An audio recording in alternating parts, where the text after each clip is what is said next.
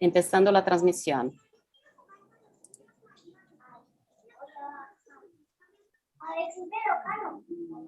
Nuevamente me permito saludar a todas las personas que nos acompañan en los diferentes medios. Para poder dar inicio a este tercer webinario, Travesías Museales, comunicando entre lo físico y lo virtual, me permito presentar a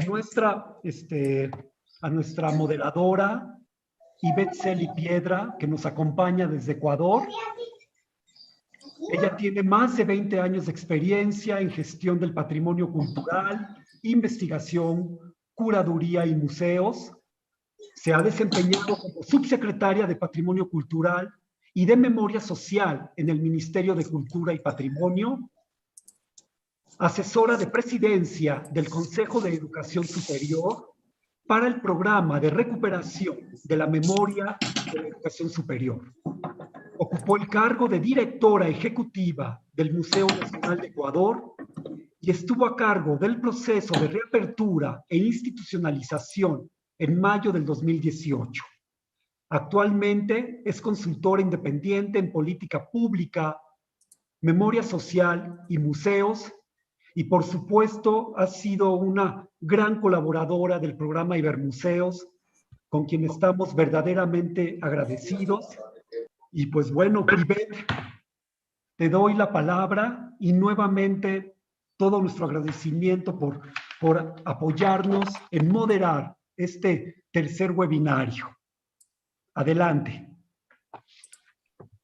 Muchas gracias, buenos días, amigos, queridos amigos y amigas que están conectados esta mañana y esta tarde, a quienes están desde Europa, España y Portugal. Bienvenidos a este webinario, a este evento creado por iniciativa del programa Ibermuseos. Un abrazo grande a todos quienes están conectados ahora. Gracias, Gerardo, por tus palabras. Muchas gracias a Mónica Barcelos, Alan Trump, director del programa Ibermuseos. Vamos a empezar este webinario denominado Travesías Museales, comunicando entre lo físico y lo virtual. Es un evento sumamente importante porque trataremos de entender, de comprender y de generar una discusión amena, una discusión además muy crítica sobre las posibilidades de la virtualidad y la presencialidad en los museos. Si bien la virtualidad ha sido un efecto transformador que ha transformado la lógica de comunicación museal en los últimos años, el uso de las tecnologías no ha sido ajeno a la experiencia educativa en relación a una ciberaudiencia cada vez más creciente. El incremento en el uso de las aplicaciones en red se ha convertido en un elemento de homogenización de experiencias y en una herramienta para la interacción con públicos cada vez más internautas que opinan, rechazan o suman vínculos de pertenencia con las instituciones museales, pero a su vez construyen dinámicas de interacción global. De ahí que la pandemia acelera la aplicabilidad de esas dinámicas al entorno museal. Sin embargo, ¿cómo lograr establecer estos vínculos virtuales sin perder la construcción de identidades propias? ¿Cómo es que se configuran estas consideradas nuevas audiencias de jóvenes y futuras generaciones? ¿Y cómo habitan estas transiciones entre territorios que promueven la necesaria hibridez de las agendas institucionales? Para analizar estos cuestionamientos tenemos a tres grandes colaboradores académicos que están día a día en el trabajo de los museos y de la investigación. Damos la bienvenida a Sisi Delgado Pacheco, de Perú, a Lauro Zavala, de México, y a Joao Neto, de Portugal. Voy a comenzar dando la información acerca de nuestros invitados para que ustedes, quienes nos están viendo en este momento, que a propósito les pido tener en silencio sus micrófonos y para poder escuchar todo lo que ellos tienen que decirnos, voy a dar una breve semblanza de cada uno de ellos. Sisi Delgado Pacheco, responsable académica del curso de Comunicación Social y Publicidad de la Universidad Científica del Sur de Perú. magíster en Administración y Dirección de Empresas por la Universidad de Oviedo en España, licenciada en Comunicación y Periodismo por la Universidad Peruana de Ciencias Aplicadas UPC Perú. Actualmente ella es directora académica del Departamento de Comunicación y Publicidad de la Universidad Científica del Sur. Ha publicado El televidente y el uso de las nuevas tecnologías audiovisuales. La experiencia de DirecTV. Cuenta con experiencia académica en Guadalajara, México, en Madrid, España, en Friburgo, Alemania, donde exploró en torno al uso y el impacto de las nuevas tecnologías en la sociedad, la educación, la cultura y el arte. Bienvenida, querida Sisi. ¿Qué tal? Muchas gracias, Ivette, por la intervención y muchas gracias a todos por su asistencia. Agradezco la invitación. Esperamos tener un debate enriquecedor en torno a las nuevas tecnologías y a la comunicación. Seguimos con Lauro Zavala, él es investigador y docente de la Universidad Autónoma Metropolitana de Xochimilco, México. Es doctor en literatura hispánica por el Colegio de México, profesor investigador titular de la Universidad Autónoma Metropolitana, Unidad Semiótica Intertextual, y participa en el doctorado en Humanidades. Ha dirigido más de 150 tesis y tiene publicados 18 libros como autor individual, 16 antologías literarias y 15 libros como coordinador académico. Es docente de la Escuela Nacional de Conservación, Restauración y Museografía y profesor visitante en New York University. Sus libros más recientes incluyen El antimanual del museólogo, que muchos de nosotros ya hemos leído, Hacia una museología de la vida cotidiana, en el 2007, Principios de teoría narrativa en el 2017, Semiótica preliminar 2015 y Semiótica fronteriza 2021. Muy bienvenido, querido Lauro. Sí está con nosotros, Lauro. Bueno. Perdón, estoy apagado. Bueno, muchas gracias por la invitación. Muchas gracias, Ivette, por la presentación. Estoy muy contento de estar aquí. Gracias. Gracias, Lauro. Y ahora João Neto, director del Museo de la Farmacia de Portugal, curador de importantes exposiciones, responsable de la dirección de los museos internacionales dedicados a la historia de la salud y la farmacia de Lisboa. Ha sido responsable de la adquisición de colecciones internacionales, exposiciones, excavaciones, programas de conservación e intercambios académicos en los que se destaca su enfoque interdisciplinar de la farmacéutica, tanto como práctica cultural como relato. Actualmente es director del Museo de la Farmacia, es presidente de la Asociación Portuguesa de Museología y miembro del Consejo Nacional de Cultura. Bienvenido, João. Estás con nosotros. Supimos que llegabas de recibir la vacuna.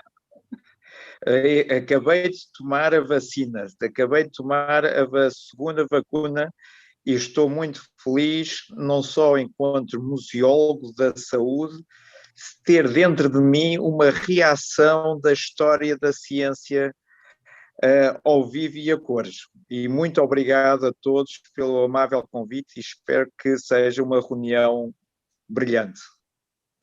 Muchas gracias, João. Pues vamos a dar nuevamente la bienvenida a todos y todas que nos acompañan en este conversatorio que tiene como particularidad el espacio virtual que nos acerca en tiempo real a todos y todas. La posibilidad de encontrarnos, de establecer un diálogo abierto y fraterno para repensar y pensar el campo de los museos. Vamos con unos pequeños datos sobre la metodología de este diálogo, de este webinario, sobre travesías museales comunicando entre lo físico y lo virtual.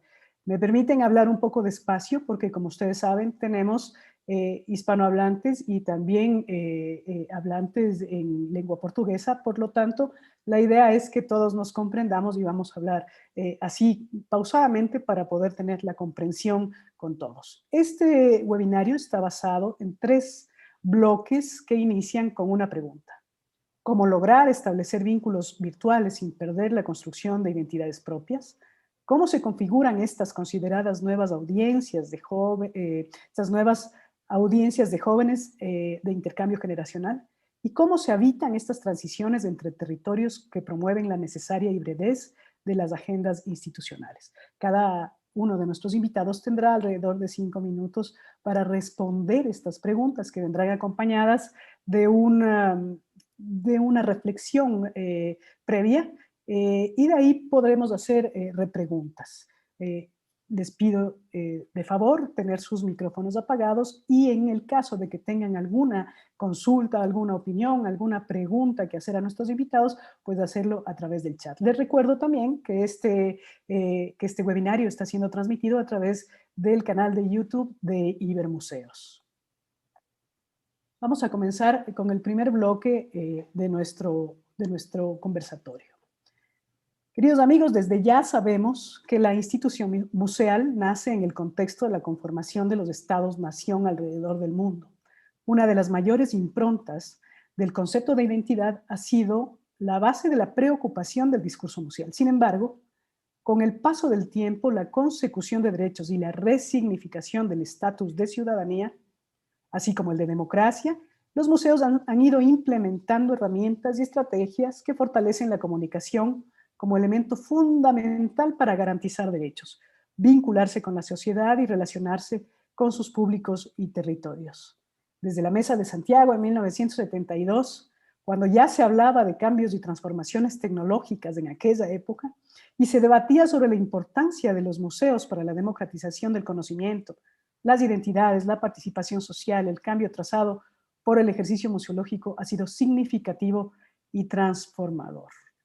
Hoy, la pandemia nos pone en un nuevo reto que está acompañado del boom de la información virtual, las redes sociales y los avances tecnológicos, en un tiempo en que la mayoría de museos del mundo se han visto en la obligación de cerrar sus puertas y pensar sus dinámicas sociales desde la virtualidad.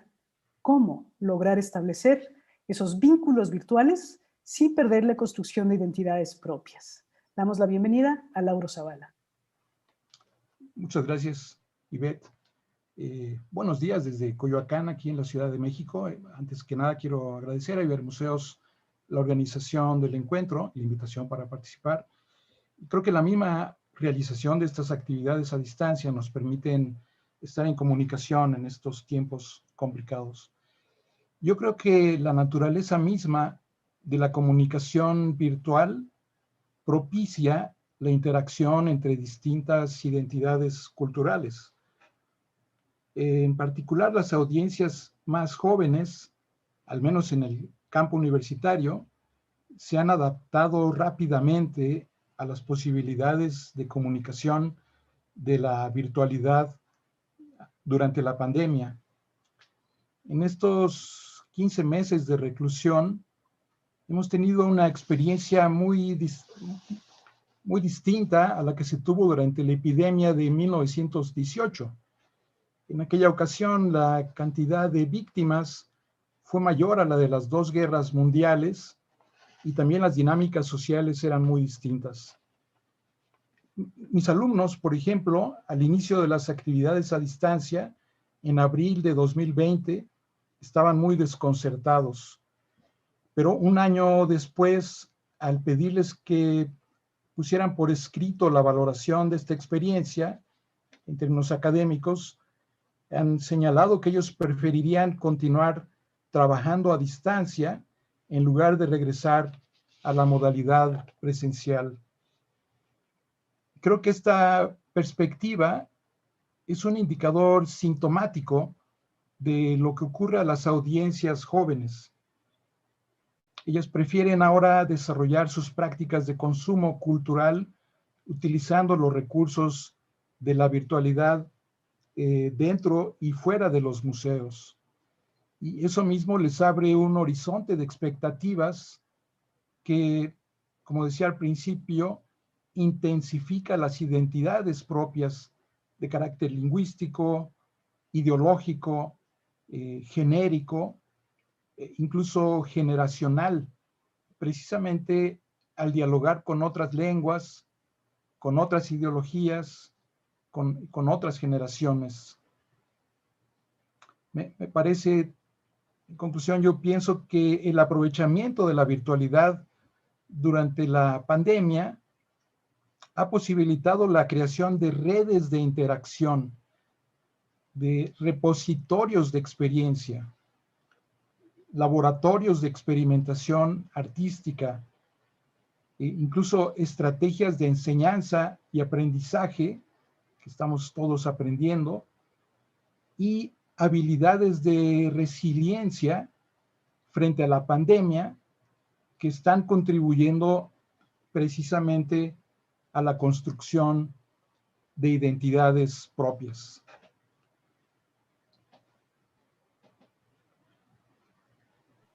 Gracias, Lauro, por esta reflexión. Mira, tú has hablado de algo que es muy importante, y es que has dicho, se ha posibilitado la creación de redes de interacción y laboratorios de creación, estrategias de enseñanza y demás.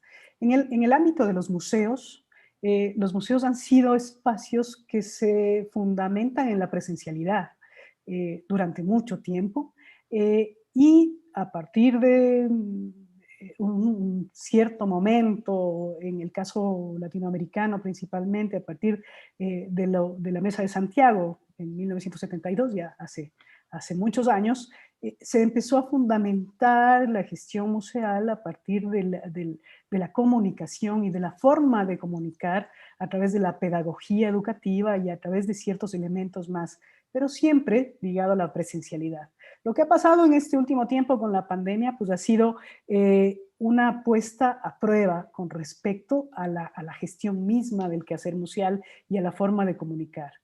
Y es verdad, yo concuerdo contigo, la posibilidad de entenderse a través de la virtualidad con otros espacios y otras formas de pensamiento, pero al mismo tiempo, cómo hacer que estos vínculos que tenemos entre lo virtual y lo presencial puedan fundamentar las identidades de cada uno de los espacios museales que determinen además sus formas de comunicar y sus formas de hacer gestión museal entre esos dos ámbitos. Yo espero que ya la presencialidad vuelva inmediatamente en los museos de México. Además, hablando de que México tiene, junto con Brasil, la mayor cantidad de museos en Latinoamérica,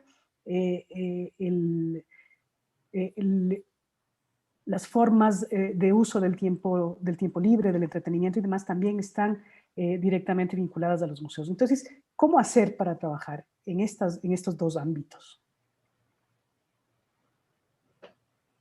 ¿Cómo hacer? Sí, bueno, creo que la experiencia que hemos tenido nos permite aprovechar la experiencia que teníamos antes, ¿no?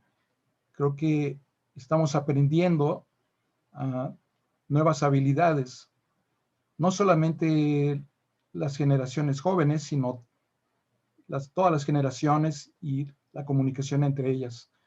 Creo que esta experiencia es una oportunidad para todos y creo que la estamos empezando a aprovechar poco a poco, ¿no? Es algo que al terminar la pandemia podremos hacer un balance. Muchas gracias, Lauro. Sí, tú has trabajado mucho en temas de investigación sobre comunicación.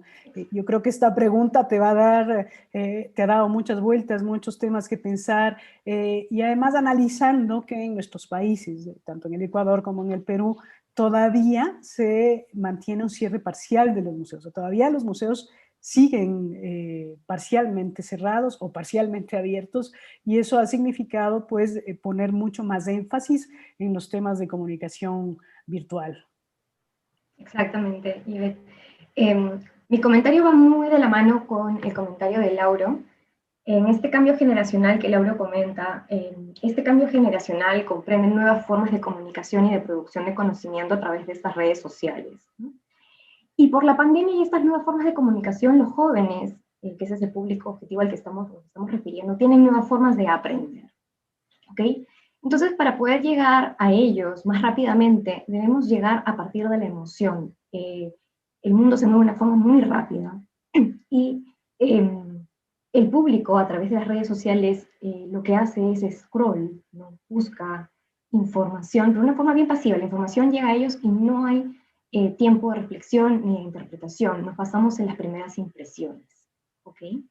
Entonces es muy importante poner a disposición historias, trabajos de manera colectiva, en el que el público objetivo, en este caso los jóvenes, puedan sentirse como protagonistas y conectar con esta historia como museo, ¿no? Ahora, es importante comentar que un museo no va a perder su identidad a partir de vínculos virtuales. Si es que tiene clara su misión, su visión, y si conoce por qué su institución es útil y valiosa en la sociedad en la que impacta. ¿Okay? Los vínculos virtuales que debemos mantener están relacionados ahora con la educación, la inspiración y con el diálogo. ¿Cómo mantener esos vínculos? Yo he identificado 4 puntos importantes para establecerlos. Creo que me pueden ayudar a partir del chat para seguir estas estrategias, ¿ok? La primera tiene que ver con la identificación y exposición de contenidos. Poner a disposición del público las colecciones digitales. Ese es el primer paso para poder convertir los museos en entes vivos, articulados, involucrados con la comunidad digital.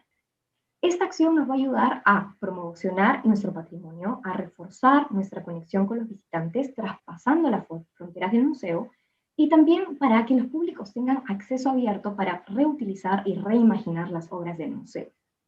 Un ejemplo, la red de museos de la ciudad de París, por ejemplo, 2 meses antes del inicio de la pandemia, pusieron a disposición más de 100.000 obras, ahora son casi 300.000 reproducciones digitales de obras de arte de libre acceso. Eso pasó hace 2 meses antes del inicio de la pandemia. No estamos solo hablando de poner a disposición las colecciones, sino también a partir de nuestras instituciones poder utilizar esos contenidos para poder contar historias que despierten emociones. ¿Sí? El segundo punto tiene que ver con la creación y el uso de las plataformas digitales. ¿Okay? Aquí en marketing le llamamos el Journey Map. ¿Qué es lo que vamos a hacer? Buscar estrategias para la búsqueda del conocimiento, awareness, involucramiento, engagement, fidelizar a nuestros visitantes digitales virtuales, y por último la conversión o la terminación, donde nosotros buscamos una respuesta de ellos que puede ser una suscripción, una compra, bajarse información, etc. ¿Sí?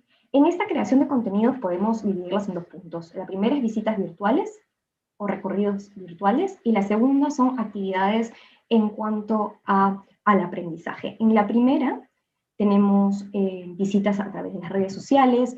No es necesario tener todas las redes sociales. El Museo del Prado, por ejemplo, ahora está haciendo pequeños videos en TikTok, ¿sí? Los ha hecho hace muy poco. Luego tenemos como segundo punto Google Arts and Culture. Existen más de 2.500 recorridos virtuales. Uno de los más conocidos es el Museo Louvre en París.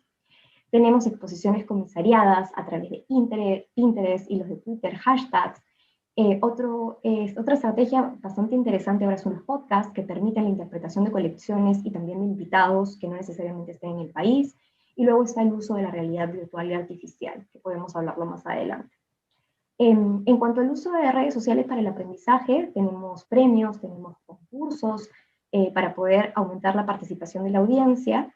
Tenemos también museos, que lo están haciendo muchísimos museos con actividades plásticas o de interpretación, de aprender en casa.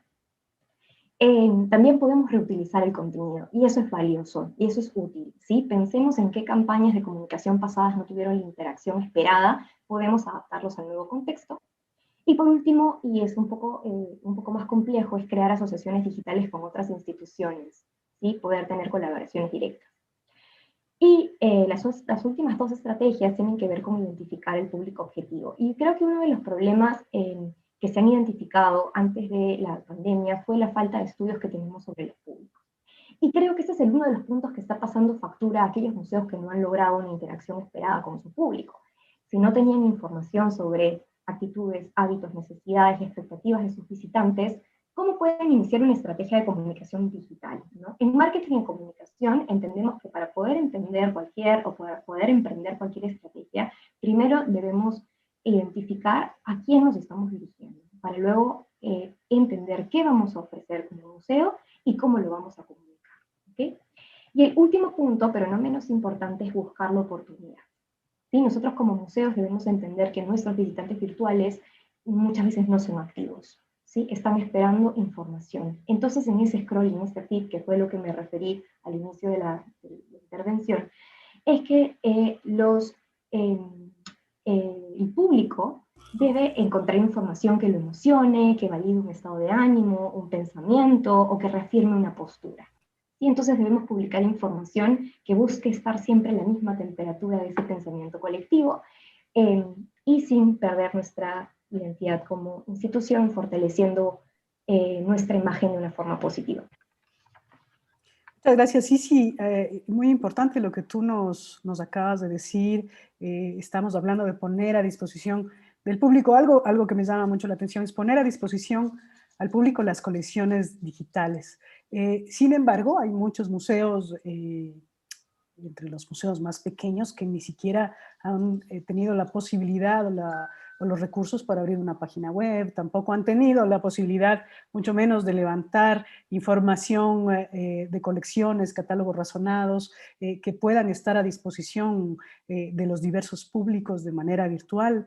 Me parece que la pandemia nos ha agarrado a muchos museos con unos enormes pendientes que han estado ahí, justamente como estos, de digitalizar nuestras colecciones, de ponerlas a disposición, de manejar contenidos virtuales, y ahí me surge una reflexión y una duda y una pregunta. Recién hace unos pocos días se aprobó por el Congreso de Perú la Ley General de Museos, en la que hace algunas reflexiones con respecto a los contenidos museales, pero esto no abarca o no aborda el tema virtual, porque el tema virtual tampoco está legislado con respecto a los contenidos. Entonces, ¿cómo poder hacer, digamos, entender en un orden de prioridades para museos pequeños que no han tenido todavía la posibilidad de levantar sus colecciones de manera digital o que no tienen los recursos suficientes para hacerlo? ¿Cómo lograr tener una generación de contenidos que sea amena, que sea entretenida, pero al mismo tiempo que cumpla con las necesidades del quehacer museal interno, es decir, esos grandes pendientes que para mi punto de vista debieron haber sido resueltos aprovechando el cierre de las instituciones museales? Sí, exactamente. Y esa exigencia que ahora tienen los museos, en realidad se identificó hace poco, ¿sí? Yo creo que es importante referirnos al documento publicado por la UNESCO en el 2015. Es un documento que se titula Recomendación relativa a la protección y promoción de los museos, a la diversidad y función en la sociedad. Y en ese documento se establecen que los museos deben de cumplir 4 funciones esenciales, ¿no? La de preservación, investigación, comunicación y educación. De esas 4, 3 han pasado a convertirse en una actividad activa y a nivel digital, ¿sí? De esas 4. Entonces, ¿qué es lo que pueden hacer los museos que son más pequeños o que tienen una cantidad de recursos limitado? Lo primero es valerse de sus propias investigaciones sobre las colecciones. Es importante las fotografías de registro, ¿sí? Hay diferentes tipos de manejo de fotografías, ¿no? Yo trabajé en el Museo de Arte de Lima y teníamos las fotos de registro, pero teníamos otras que son fotografías más cuidadas, que van más que nada para las exposiciones temporales o permanentes. Ya solo con la fotografía de registro, sí podemos trabajar, siempre y cuando contemos con una ficha técnica y si es que cumplimos con todas las obligaciones que tenemos de derechos de autor, ¿sí? Sí, es importante tener una página web. Es costoso también tener una página web, pero también tenemos y podemos contar con bases de datos gratuitas colectivas, como pueden ser una nube como Google Drive, ¿sí? Podemos trabajarlo a partir de estas nubes de información, ¿sí? Podemos subir estas imágenes como álbumes en otras redes sociales como Facebook, ¿sí? Ok, podemos, la gran oportunidad de este contexto que a primera vista no nos favorece, es que contamos con plataformas digitales de libre acceso, ¿sí? Que nos pueden permitir mostrar y abrir las puertas del museo más allá de nuestras puertas físicas, ¿sí? Ir mucho más allá. Para aquellas instituciones que tienen menos recursos, deben de pensar que no es importante ni imprescindible estar en todas las redes sociales. Lo importante aquí es tratar de aprovechar al máximo los recursos que tengan y que puedan adaptar esos mismos contenidos a otras redes sociales, ¿ok? Y otro punto importante es buscar siempre un mensaje que sea potente, que cause una emoción, ¿sí? y también podemos reciclar o reutilizar aquellos contenidos que ya hemos tenido previamente, porque estoy segura que los hemos tenido, por más pequeñitos que sea un museo, si hay trabajos previos que son los con los que podemos utilizar. Me quedo simplemente con una reflexión, y es que en el storytelling nosotros decimos que muchas veces, en realidad casi siempre, el público va a olvidarse en algún momento de los datos específicos, del nombre de la obra, del autor, del año, ¿sí? Va a olvidarse también de cómo comunica, de cómo llevó esa información a él, ¿no? Si fue por un posteo, si fue por una historia, si fue un evento en vivo, si fue un video. Pero lo que nunca va a olvidar es la emoción que le despertó ese contenido, ¿sí? Entonces, más que cantidad, busquemos en calidad. Busquemos en qué contenido puede causar una emoción a ese visitante y conectarlo, para que en algún momento, cuando pueda ir de forma presencial a ese museo, lo va a tener en su mente, ¿sí? Lo va a tener entre aquellos puntos o listas de pendientes después de la cuarentena o cuando haya un ingreso un poco más flexible a nuestras instituciones que son los museos. Gracias, Isi. También supongo sacarle la mayor cantidad de provecho a nuestras colecciones, aunque no tengamos la totalidad de información digitalizada o tengamos en la nube, pero sí tratar de sacar la mayor cantidad posible a lo que tenemos y con estas ideas fuerza de las que nos has hablado. Exacto. Joao, tú como un investigador de las ciencias, que has estado durante tanto tiempo, además trabajando en el Museo de la Farmacia, has dicho las pandemias, o con la experiencia que tenemos sobre pandemias, ya Lauro también nos ha dado un antecedente, tú nos has dicho las pandemias duran 2 años, pero tenemos un elemento que es totalmente distinto a pandemias anteriores y es la fuerza de la virtualidad en este momento y cómo también las dinámicas del mercado, el capital, van empujando hacia una apertura rápida, o hacia una apertura inminente, principalmente de centros comerciales, de establecimientos que están más ligados a las dinámicas del mercado. ¿Qué pasa con los museos? Los museos en Lisboa, por ejemplo, ya una gran mayoría de museos están abiertos, pero también siguen trabajando en dinámicas ligadas a la virtualidad. ¿Cómo ves tú esta pregunta, ¿no? De establecer los vínculos sin perder la identidad, pero al mismo tiempo tratar de sostener la presencialidad, que es uno de los fundamentos principales del museo?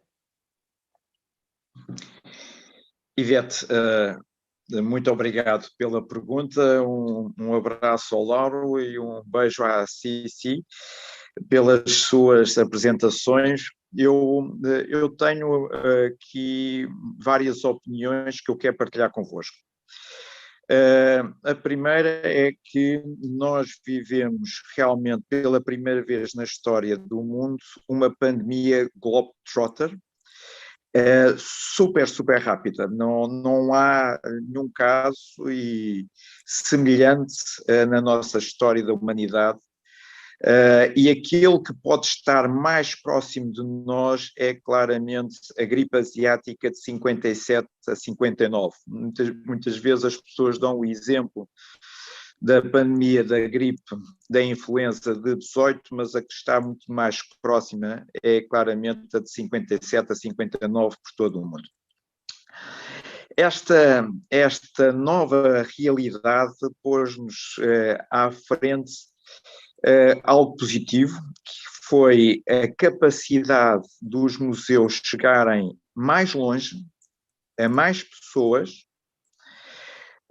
e muitas dessas pessoas, não foi tanto os jovens, como a Cici estava a dizer, foi o visitante normal, aquele visitante que tinha já alguma curiosidade, mas que se aproximou pelo tempo, encurtou-se o tempo e o espaço para aceder aos museus. Em Portugal houve uma reação muito interessante E aqui deixo um profundo obrigado a todos os colegas museólogos portugueses, porque não baixaram os braços e quando as portas fisicamente fecharam, para grande tristeza de todos nós, porque a nossa relação não pode ser esquecida, é uma relação emocional, científica, presencial com o objeto. Mas mesmo assim, nós abrimos as janelas. E abrimos as janelas, muitas vezes de uma forma muito rudimentar, mas dissemos a todos que estávamos lá. E isto é muito importante, porque a vivência dos museus e a realidade dos museus, e sobretudo o emprego que os museus dão às pessoas é por a forma presencial. E isto é algo que nós temos que ter algum cuidado, porque eu digo que esta área digital é quase como nós olharmos para um Ferrari muito bonito, mas se nós não soubermos guiar o Ferrari, podemos ter um acidente muito grave. Mas dir-vos-ei o seguinte, conseguimos ganhar diversas tipologias de visitantes, sobretudo chegamos a este visitante que eu chamo visitante borboleta. Ele não é o visitante que vai ver uma exposição durante muito tempo, ele vai querer ver se calhar 3, 4, 5 peças, e aí está a qualidade, como a Cici disse, mas não vai ficar muito tempo, porque nós neste momento estamos numa geração que a sua atenção tem segundos, é apenas por segundos. Portanto, é uma ferramenta que nos pode aproximar, mas sobretudo o que mostrou é que ela vai permitir aceder e pode permitir aceder aos nossos conteúdos. Sejam elas peças tridimensionais, sejam eles documentos, isso vai ser, eu acho que vai ser a grande ferramenta de aproximação dos investigadores. É uma ferramenta de marketing, é uma ferramenta claramente que as pessoas vão querer, se calhar, ouvir pequenas conferências e pequenos depoimentos, como eu vos digo. A sensação que eu tenho sempre é que a atenção está sempre ali no limite e nós temos que saber. Agora, eu digo-vos o seguinte, o maior perigo desta situação não é tanto pelos nossos colegas, porque todos os nossos colegas têm um enorme coração, uma enorme paixão pelos objetos. O maior perigo vai pelas tutelas. As tutelas que são detentoras dos espaços. Porque da experiência que eu tive enquanto presidente dos museus, houve situações em que algumas tutelas puseram em causa exatamente o investimento que fazem no museu físico. E quando o museu físico desaparecer, vai desaparecer exatamente também competências técnicas na área da museologia. Portanto, aquilo para terminar e para salientar, foi uma janela e é uma janela de oportunidade que nós não podemos desperdiçar, porque tornarmos independentes, cada museu ficou com uma independência importante no seu relacionamento com a sociedade. Não precisamos apenas nem de jornalistas, nem das televisões, nem das rádios. Eles são nossos aliados, precisamos deles, mas criamos um meio de comunicação nosso. E isso foi muito importante nesta relação. Mas não podemos esquecer, o nosso trabalho, os nossos postos de trabalho, as nossas competências é de uma relação direta e intrínseca com o objeto.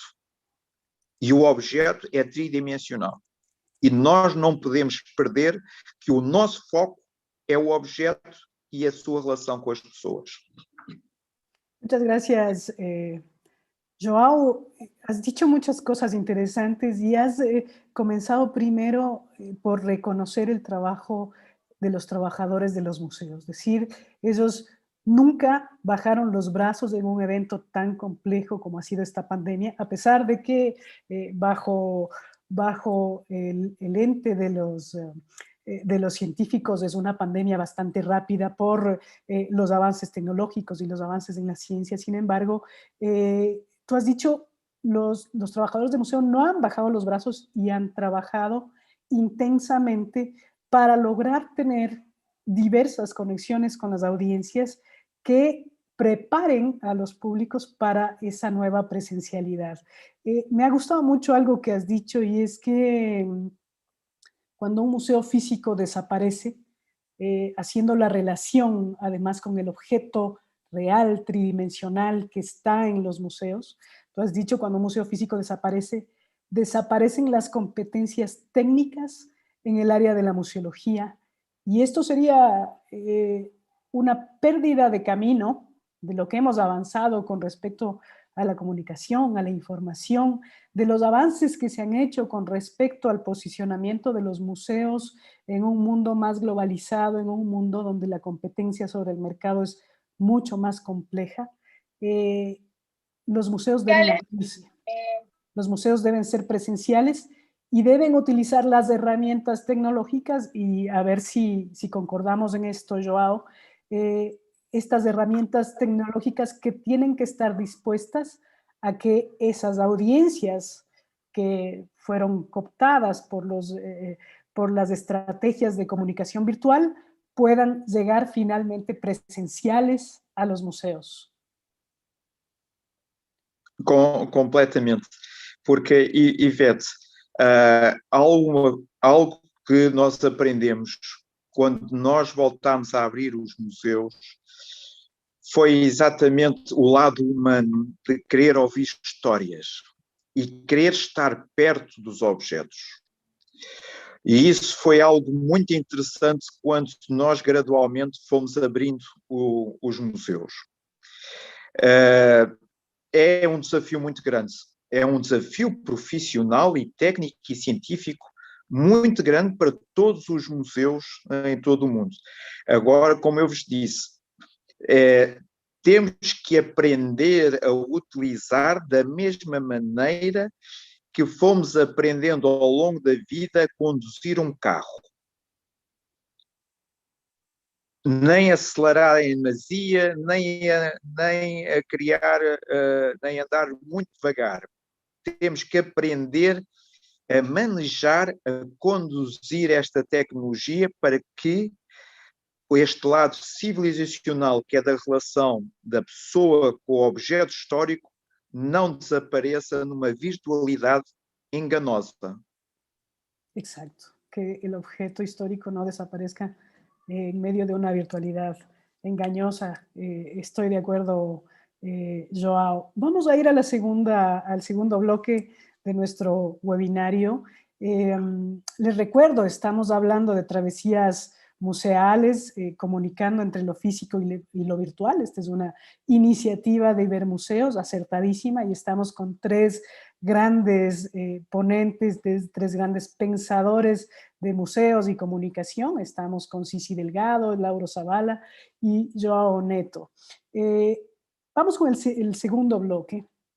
El empuje digital virtual en tiempos de pandemia ha obligado a los museos a mutar hacia una nueva construcción, le hemos llamado hegemónica, del uso del tiempo libre o del entretenimiento a partir del lenguaje virtual global.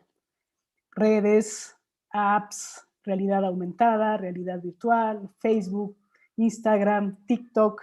Esto ha significado para los repositorios de la memoria un salto obligado hacia un modelo globalizador, desglobalizador, ciudadanizante, desciudadanizante, así lo ha denominado Néstor García Canclini. Una idea que unifica y homogeniza además las formas de cómo se debe ver y entender la cultura. El uso de redes sociales finalmente nos atrapa dentro de una misma dinámica de acción y de generación de contenidos. Yo me pregunto si vivimos en presencia de una crisis de la posmodernidad impulsada además por la exacerbación del individualismo, la imposición de un capitalismo rapaz alimentado por grandes grupos económicos. Y entonces, para los museos grandes, el salto a la virtualidad, que no es nada nuevo para ellos, ha representado impulsar estrategias, planes y negocios para hacer del relato histórico, artístico y cultural un recurso de entretenimiento que pueda competir con los parques de diversión. Para los museos pequeños, en cambio, la realidad no está basada en el impulso del marketing digital o del capital del entretenimiento, lo hemos hablado anteriormente, sino en evitar en caer en el olvido en una sociedad altamente homogenizada por una cultura digital que construye, copia, repite tendencias, estandariza códigos de conducta. Y de ahí viene la pregunta, ¿cómo lograr configurar nuevas audiencias, principalmente formadas por jóvenes, que constituyen un cambio de generación en medio de la crisis de la explosión digital? Vamos a empezar con Joao Neto, porque justamente me parece que va con el mismo hilo conductor del que tú habías comenzado, Joao, tu explicación con la pregunta anterior. Esta abrumadora explosión de redes virtuales, has dicho tú, las personas, no logramos captar la atención de las personas por más de 2 minutos, por más de un tiempo limitado en la virtualidad, lo que sí sucede con la presencialidad en el museo. Joao, te escuchamos. Muito obrigado, Ivete, novamente. Eu não gosto de falar em primeiro lugar porque eu sou monárquico e primeiro são sempre as damas. Portanto, Cici, peço desculpa esta indelicadeza. Podem ver pelos meus bigodes que eu sou monárquico. Portanto, cavalheirismo acima de tudo. Esta ferramenta tem uma dinâmica que pode ser muito interessante, sabendo chegar aos vários públicos. Ou seja, nós temos que saber e temos que estudar exatamente quem é que absorve estes canais de comunicação. Eu não estou preocupado em saber apenas quem é que consome, mas sobretudo tentar perceber quem é que ainda não está a integrar estes canais de comunicação. Muitas vezes nos nossos estudos nós ficamos contentes pelas respostas. Eu estou mais focado nas não respostas, porque são esses que nós temos que ir buscar. Temos que ir buscar. Portanto, o trabalho será sempre perceber aqueles que não estão, aqueles que ainda não entraram nesta via de comunicação. E é importante perceber porque é que eles não entraram. Isto tudo para vos dizer o seguinte, eu dou-vos um caso do que foi a comunicação desta pandemia. E hoje dizem sempre que os jovens não perceberam as regras e os cuidados. E não perceberam porque as autoridades de saúde não perceberam como comunicar com esses jovens. Não perceberam quais são os seus canais. E é aí que nós, todos os museus, temos que perceber quais são os canais e como caçar, se me permitem a expressão, estas pessoas. Não são apenas os jovens. A linguagem digital vai obrigar-nos a ter uma linguagem simples e focada, para que todas as pessoas que possam passar por essas imagens fiquem agarradas. E isso é um dos grandes desafios, que é exatamente nós temos que criar uma linguagem mais simples, menos técnica e mais emotiva, como a Cici falou há bocado, e também criar pequenas histórias que relacionem a sua vida com aqueles objetos. Porque quando é uma experiência que eu faço sempre no Museu da Farmácia, quando nós estabelecemos uma relação entre aquele objeto e a vida das pessoas, já ganhamos mais um visitante. E julgo que é este lado que temos que saber lidar com as ferramentas, com a ferramenta digital, para saber exatamente como comunicar, o que comunicar e perceber os vários níveis de visitantes. Joao, una pregunta. Ahora en Portugal, bueno, la mayoría de museos están abiertos y están preparando agendas de bienvenida para los usuarios, para las personas que llegan a conocer los museos o que vuelven a los museos a reencontrarse con los objetos.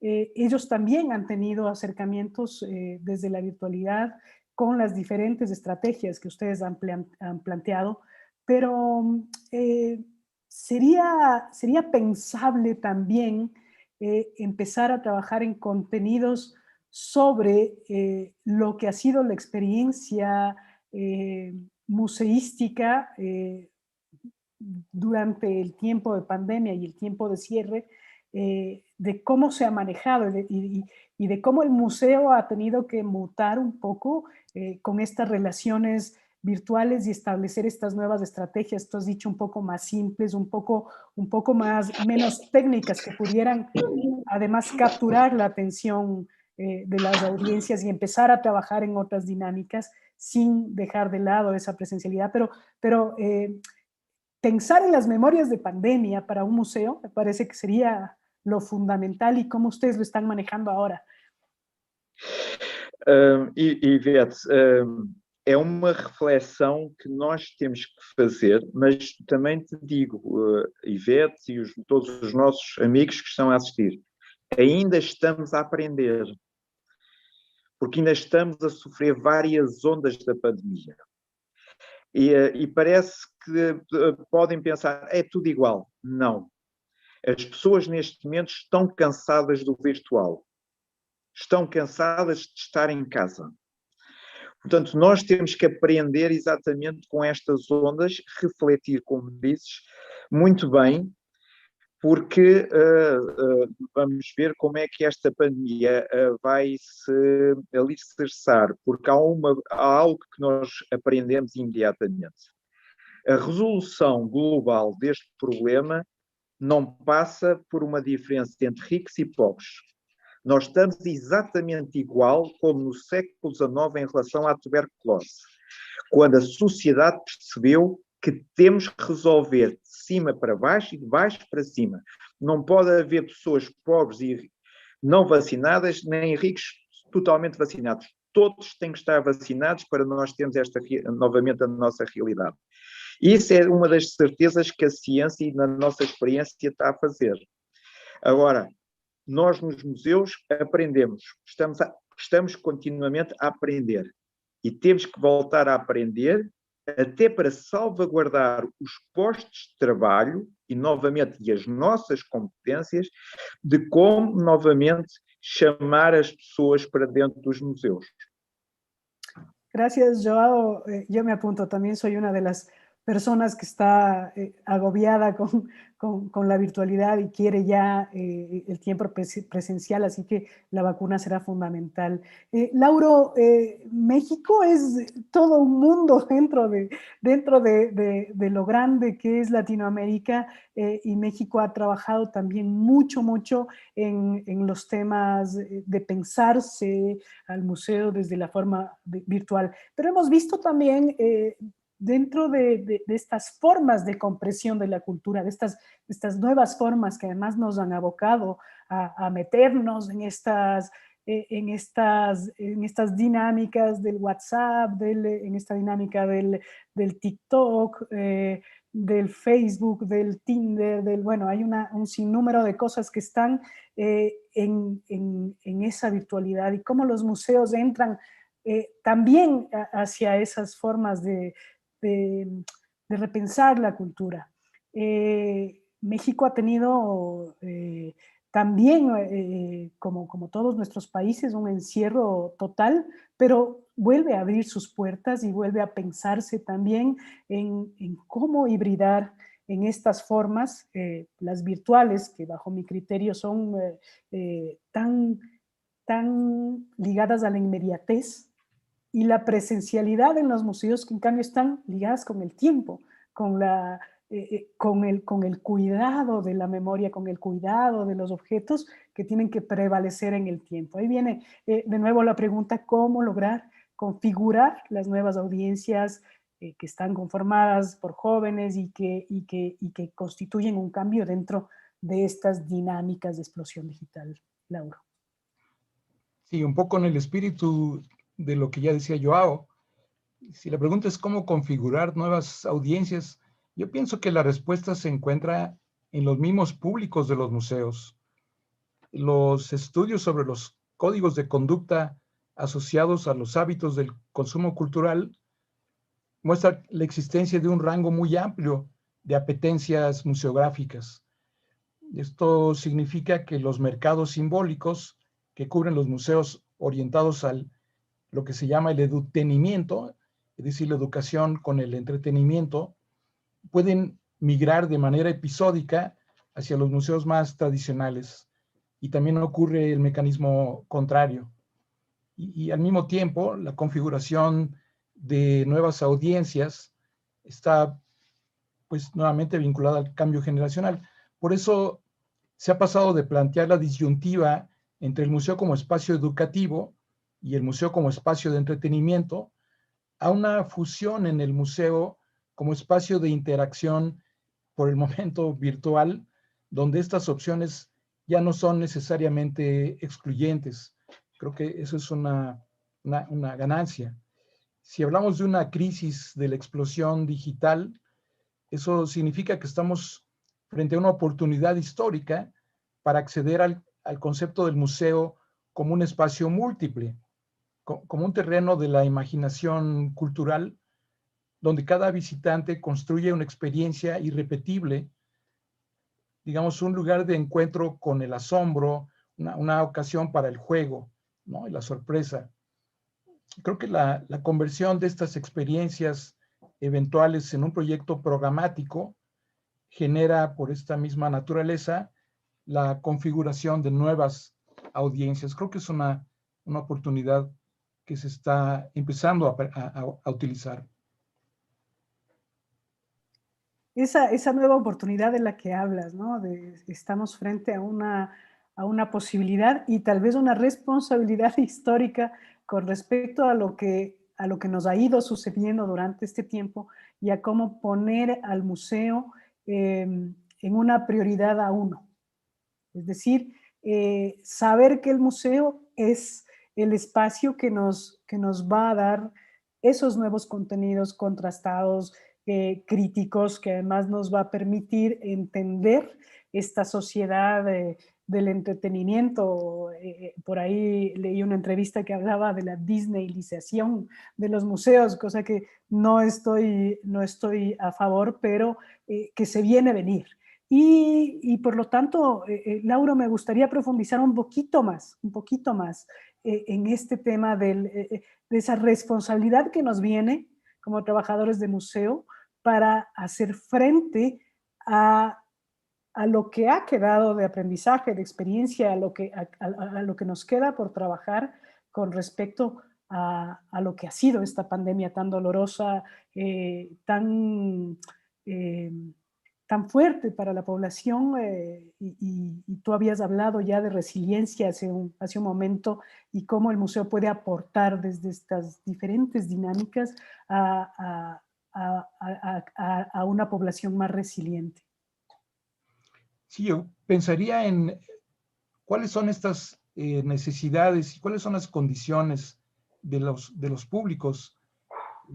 Por ejemplo, yo trataría de visualizar la posibilidad de lo que Walter Benjamin proponía como la experiencia del flaner que camina en las ciudades. Y aquí yo pensaría que al poder utilizar todos estos recursos digitales y también todos los recursos físicos, presenciales, cuando uno pasa a la siguiente sala del museo o cuando uno cambia de formato, puede encontrar esta sorpresa, ¿no? Yo pienso que mientras podamos mantener estas posibilidades, podremos ir dialogando con los distintos condicionamientos de los públicos que hay que entender, acompañar y preservar. Gracias, Lauro. Sí, de acuerdo totalmente en lo que tú has dicho. Lo que se viene es mucho, mucho trabajo. Sin embargo, sí, no podemos dejar de lado también las formas de vernos desde la tecnología y desde estas otras posibilidades que también son una ventana de oportunidad para poder interactuar y también estar en interacción con otros espacios. Tenemos en este momento una audiencia que nos está viendo en Lisboa, que nos está viendo en Brasil, que nos está viendo en México, en Colombia, nos están viendo en Chile, en Argentina, y esa es una oportunidad que nos permite también la tecnología y tener esta posibilidad de vernos desde la virtualidad. Sí, ¿cómo nos respondes tú esta pregunta? Sí, en realidad mis respuestas van muy de la mano con los comentarios de Joao y de Lauro, entonces creo que voy a hacer como una manera de síntesis y quizás poniendo en mesa algunos otros comentarios. En primer lugar, el museo virtual que está acompañando el mundo físico, ¿no? Este museo virtual va a seguir acompañando el mundo físico y viceversa. Esta relación es irreversible, ¿sí? No tenemos vuelta atrás. Instituciones internacionales como la American Alliance of Museum y el Consejo Internacional de Museos ya han publicado diagnósticos y recomendaciones sobre cómo potenciar nuestras acciones de comunicación durante este tiempo de pandemia, y en ese sentido los museos no han estado solos, ¿sí? Parte de estas fuentes yo las he utilizado también para las investigaciones y para poder confrontarlas con las aplicaciones en diferentes museos. Entonces, en ese sentido, no estamos solos, ¿sí? Yo creo que para poder confirmar una nueva audiencia como los jóvenes, primero debemos identificar estas actitudes, hábitos, necesidades y expectativas. Yo les voy a dar 5 comentarios sobre qué sabemos de estos jóvenes y luego 5 comentarios sobre qué podemos hacer como museos. ¿Okay? Resumiendo, los jóvenes no van a buscar ir a los museos como primera opción, van a dirigirse a las redes sociales, por tanto los museos deben llegar a los teléfonos celulares. Mientras que el teléfono tardó 75 años en llegar a aproximadamente 50 millones de usuarios, Internet lo logró solo en 4 años, ¿okay? Para entender la dimensión. Los jóvenes son nativos digitales, pero no todos han sido educados digitalmente, ¿sí? ¿Eso qué quiere decir? Que cuando nosotros proponemos alguna instrucción, indicación sobre concursos, sorteos, seguir pasos, su dominio digital puede simplemente haberse limitado a chatear y a compartir sus fotos de fin de semana. Son nativos digitales, pero no todos educados digitalmente, ¿okay? Esta limitación va de la mano con las brechas de conexión que tienen incluso entre ellos. No todos los jóvenes disponen de los mismos teléfonos celulares de las mismas gamas, ni velocidades o banda ancha en Internet. No sabemos cuántos de nosotros podemos escucharnos de una forma fluida, no sabemos cuántos de nosotros no estamos teniendo una buena conexión de audio, incluso de video, o cuántas pantallas se quedan congeladas, ¿sí? Entonces, tenemos que pensar en un público que tiene brechas de conexión, ¿sí? Ligado a la educación superior, se necesitan fuentes de información como bases de campo, de datos en los campos de conocimiento. Y allí la importancia de las colecciones digitales, ¿okay? Y por último, que ya lo hemos mencionado varias veces, tiene que ver con lo que denomina Henry Jenkins una cultura participativa. Existe un nuevo protagonismo ciudadano.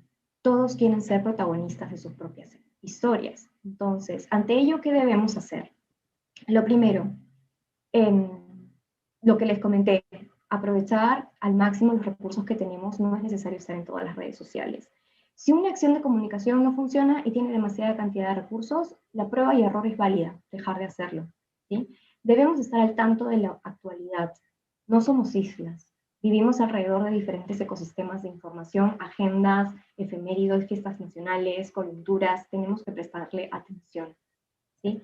Existe un nuevo cambio de sentido de propiedad y la autoría. Estamos en una cultura de acceso abierto, donde todos quieren practicar el trabajo colaborativo, hacer cosas en conjunto, ¿sí? Ya no estamos acumulando objetos digitales culturales, ya no estamos guardando información. Lo que queremos ahora es consumirlos en línea y en streaming. y es por eso que debemos consumirlos al momento. Eso se confronta con lo que decía Joao de los 2 minutos máximos de atención, ¿no? Y por último, entender que existe un cambio de forma de consumo, de información, existe un cambio de producción de conocimientos, y lo que les comentaba anteriormente, siempre buscar la calidad antes de la cantidad, ¿sí? Y nos tenemos que basar en las primeras impresiones. No hay tiempo para el procesamiento de la información, ya lo hemos comentado también. Por tanto, tenemos que aportar emoción siempre en nuestros contenidos. Y eso sería. Gracias, Sisi. Tenemos a Márcia da Silva, maestranta en Educação, Tecnologias Digitais de Lisboa. Un abrazo, Márcia da Silva. Ella nos pregunta, y esta pregunta quiero hacértela a ti, Sisi. Dice, ¿las visitas virtuales podrían ser contextualizadas adecuadamente como una práctica mediadora? Ella habla específicamente ya de este ejercicio de trabajo que muchos museos han experimentado con dificultades enormes, muchos de ellos, porque ha sido también un ejercicio nuevo, un ejercicio de reconocerse primero como museo, de reconocer la forma de traducir contenidos hacia el lenguaje virtual, que me parece que ha sido un reto, todo un reto para las instituciones museales, pero las entenderíamos como prácticas mediadoras. La labor de un mediador es estar en el medio, ¿sí?, de la pieza, ¿sí?, y del público. La acción del mediador es guiar a ese público a que pueda entender la obra e interpretarla de una forma personal o de contexto, ¿sí?, dar un contexto a la obra. En ese sentido, yo creo que sí, que los recorridos virtuales sí pueden proponer una acción de mediación, siempre y cuando se pueda acompañar de otro recurso digital como un audio, ¿sí?, que te cuenta una historia, o un video que te recomienda una ruta, ¿sí? En ese sentido yo creo que sí se podría hacer. Ahora, simplemente la pieza o un conjunto de piezas en un banco de imágenes con nuestro texto de pared que vendría a copiar y pegarse, ¿no? Y aquí los entendedores de comunicación y quienes vemos este tema, ¿no?, podemos adaptarlo, sí, pero allí en ese caso no hay un relato, no hay estímulos, necesitamos estímulos para poder mediar. Entonces yo creo que eso se podrían basar en estos otros recursos como podcast o videos, ¿no? Ahora, hace falta una interacción. ¿Qué podríamos hacer para hacer un recorrido virtual mediado? Tendríamos que hacer streamings con mediadores que, por ejemplo, con Facebook Live o YouTube Live, mostrarnos, ¿no?, y que eso queda grabado y quienes estén allí pueden hacer preguntas. Esa es otra opción. Se ha hecho desde el 2017 con las visitas, estas breves visitas que se han hecho a través de los streamings, y se hacían preguntas. Nosotros en el Museo de Arte de Lima lo hicimos y contestábamos a las preguntas del público, ¿no? Incluso a exposiciones permanentes y temporales. Yo creo que ese mismo ejercicio se podría replicar sin problemas. Muchas gracias. Sí, además he visto las agendas virtuales que tiene el Museo de Arte de Lima, que son estupendas, además una serie de cursos, una serie de posibilidades que tienen, que alimentan además las posibilidades presenciales del museo. Estamos hablando, queridos amigos, de travesías museales, comunicando entre lo físico y lo virtual, gracias a la iniciativa de Ver Museos. Vamos a ir al tercer y último bloque de nuestra charla. Ha sido absolutamente enriquecedora. Me parece que hemos tenido muchos elementos para comprender el tema de lo virtual y lo presencial en el mundo de los museos. Habitar el espacio de la comunicación y de la información en este tiempo implica convivir con dos modelos de gestión complejos y demandantes. Por un lado, la presencialidad, que posibilita estrechar lazos de convivencia, como ya lo había dicho Joao, resarcir la tragedia y el dolor que ha representado la pandemia a nivel global como un acto de resiliencia y reconstrucción del tejido social, y experimentar una reactivación de las actividades productivas que se relacionan con el ejercicio museal y cultural en general. Me refiero a las economías creativas, al turismo, a la dinámica de las ciudades, a la movilidad, a la artesanía, entre otras muchas posibilidades que nos da el mundo de los museos. Pero por otro lado, atendemos a la demanda del nuevo tiempo, el que se construye desde el espectro digital, desde la inmediatez de lo virtual y que compite con un universo de opciones relacionadas al entretenimiento. Hoy, en este momento, estamos presenciando un diálogo directo con 22 países de la región. Nos comunicamos, informamos, discutimos, volvemos a una realidad donde lo que nos une es la virtualidad, la tecnología. También nos agobia, como ya lo ha dicho también Lauro, pero creamos un cuerpo híbrido que requiere apropiarse de esos dos espacios, como lo ha dicho Sisi. Pero tememos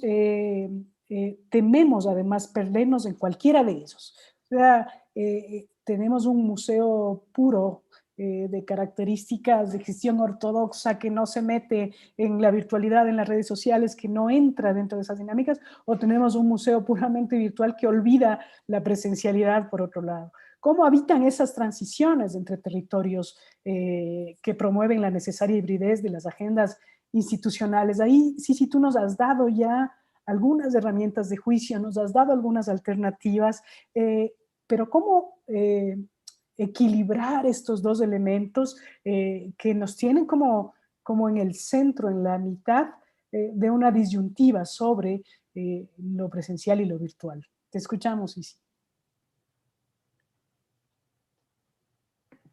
Sí, genial, gracias, Ivette. Creo que para eso tenemos que contextualizar primero en qué punto nos encontramos. En el Perú hemos identificado 5 grandes problemas en el sector, según Elizabeth Alvarado y Pilar Riofrío, especialistas en museos, que esto es el primero es la falta de estudio de públicos, el segundo problema es la necesidad de capacitación de los colaboradores, la tercera es la falta de sostenibilidad financiera, que eso vamos a hablar, la cuarta es las estrategias de inclusión, y también podemos tocar también las brechas digitales que existen, y el quinto punto es la falta de trabajo articulado con otras instituciones, del que también ya les he comentado que es una de las vías, ¿sí? Sobre lo que tú comentas, Ivette, creo que tendríamos que centrarnos en el punto 2 y 3, en la necesidad de capacitación de los colaboradores y en la falta de sostenibilidad financiera, ¿sí? Ya instituciones como British Council han realizado iniciativas globales, como el International Museums Academy, que es estos programas que se realizan en diferentes países para poder capacitar a los colaboradores, ¿sí? A partir de la pandemia ha habido una reducción de personal, eso también está en los diagnósticos que se saben acerca del sector. Y con esta falta de recursos, los curadores han tenido que realizar labores de investigación, de escritura de guiones, incluso de edición de video. ¿Sí? Esta experiencia, si bien es positiva y renovadora para algunos, evidencia, visibiliza una necesidad en poder replantear los tipos de capacitaciones para estos creadores y ejecutores de sus propias piezas de comunicación ahora. ¿Okay? Ese es un punto. El tercer punto va de la mano con la estabilidad financiera. La COVID-19 nos ha detenido los modelos de negocio tradicionales como los conocíamos en los museos. ¿Sí? Antes los museos monetizaban estas experiencias a través de tickets, venta de entradas, exposiciones temporales, otros espacios como cafeterías, tiendas, eventos especiales y alquileres de espacio. ¿Sí? Para poner solo un ejemplo, en el Reino Unido, más del 70% de museos son independientes y de financiamiento básico del gobierno. ¿Eso qué quiere decir? Que dependen principalmente de ingresos comerciales, ¿sí? El 70% de estos museos. Entonces, hoy se encuentran en una situación financiera muy difícil y seguramente es la misma situación por la que están atravesando muchos museos a nivel mundial, ¿no?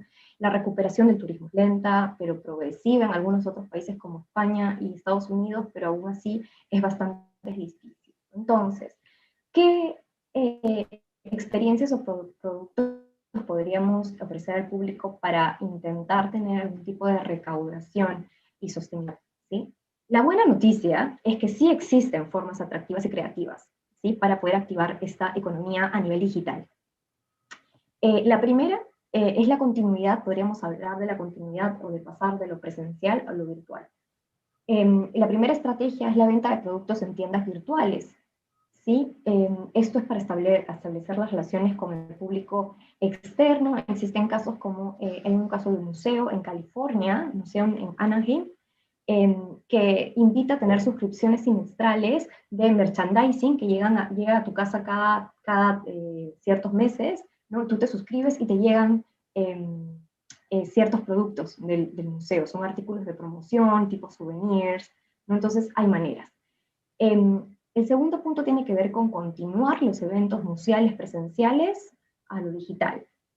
Por ejemplo, las subastas. Ya hay museos de América Latina que han realizado subastas de arte en estos tiempos de confinamiento y sí han recaudado fondos y sí han financiado programas culturales o están haciéndolo a partir de los resultados de estos eventos, ¿sí? Estos eventos se realizan como lo que estamos ahora, ¿no? Una videoconferencia.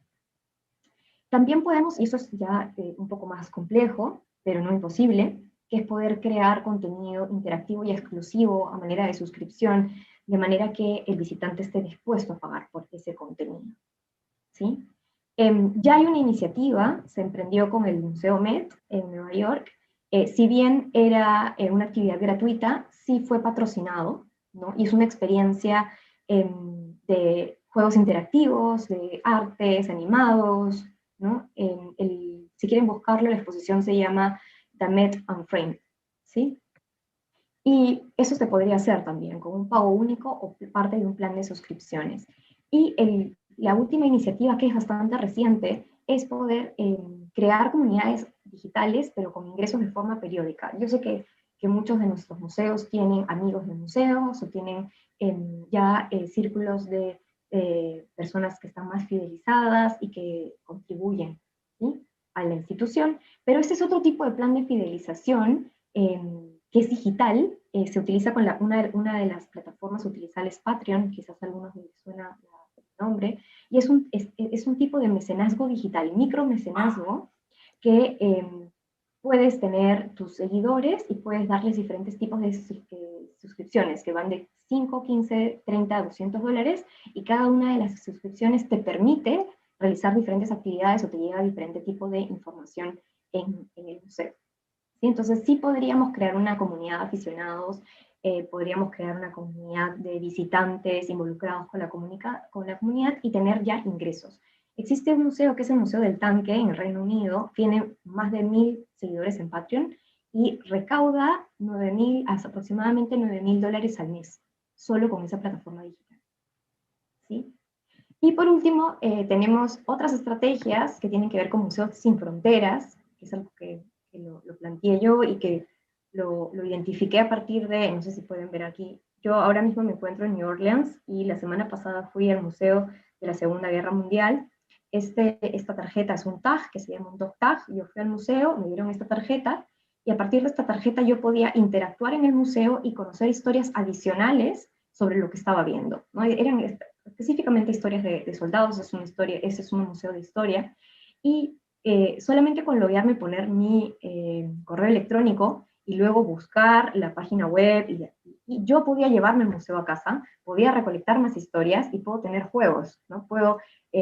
Tengo acceso a juegos interactivos que me ayudan a interpretar lo que vi en el museo. Entonces, esta es una manera de poder jugar con ambos espacios, crear esta experiencia de asombro, de sorpresa, ¿no? Y de poder llevarte un recuerdo a casa y poder continuar con tu experiencia de forma digital. Entonces, creo que estamos en una pandemia, el contexto es difícil, pero creo que sí podemos encontrar oportunidades para los museos. Sí. Gracias, Isi.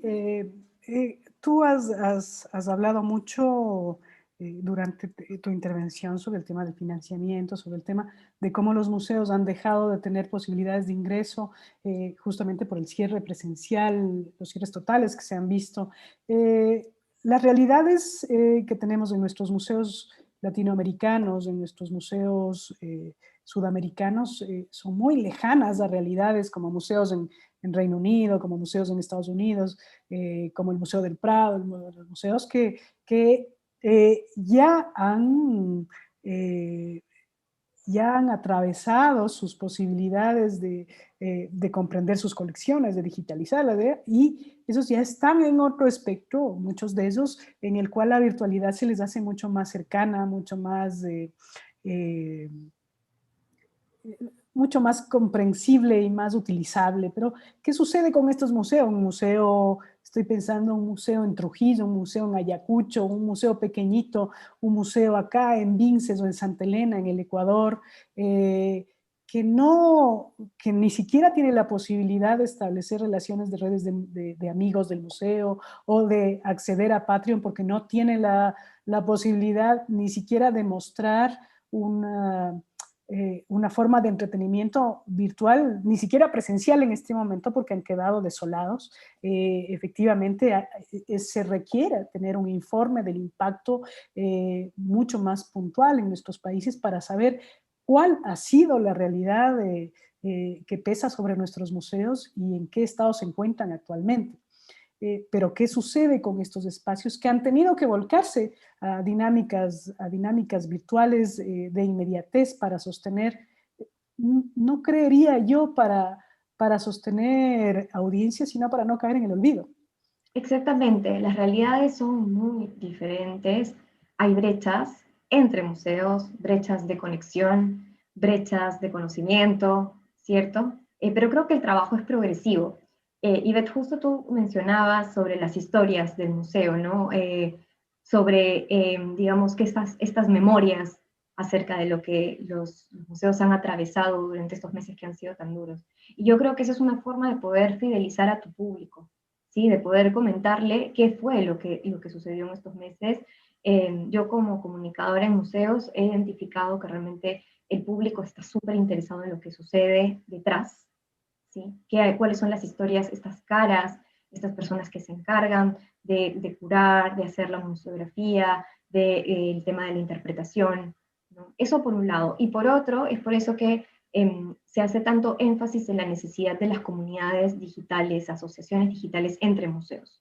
Es muy difícil comunicarte de una sola vía, tú como institución, sobre tu museo, pero si se hacen redes, si se trabajan de forma articulada con museos, por ejemplo, en el Departamento de la Libertad, que mismo comentaste sobre Trujillo, si se hablan del Museo del Norte, si hablamos ya de la red de museos o museos en línea que promueve el Ministerio de Cultura, esa es una forma de fortalecer a nuestras propias instituciones, ¿no? Aquí lo importante es saber que no estamos solos, también contamos con asociaciones internacionales que brindan capacitaciones o que nos dan información para nosotros también poder emprender ideas, pero efectivamente la realidad no es como pensamos la misma en Estados Unidos o en Reino Unido o en España. Efectivamente estamos viendo qué es lo que están haciendo ellos y de qué manera podemos replicar, adaptar, mejorar, ¿sí? Estos emprendimientos en nuestras propias instituciones. De acuerdo contigo, sí, y de acuerdo, muy de acuerdo con respecto a la creación de redes de museos. Es la forma en que los museos pueden ser resilientes entre sí, porque el impacto ha sido muy fuerte y lo que vemos y lo que veremos en adelante para la institucionalidad museal será un reto enorme de reconfiguración de las prácticas museales. Joao, las dinámicas museísticas no solamente están dirigidas hacia el museo y hacia su institucionalidad, sino que tienen que ver con muchas otras relaciones que están vinculadas al quehacer museal, entre ellos el turismo, la artesanía, las rutas culturales, rutas turísticas culturales, y esto pues en Portugal ha sido un despertar en los últimos años muy, muy fuerte, que ha dado además la posibilidad de posicionar la red de museos portugueses como un espacio absolutamente atractivo para la visita.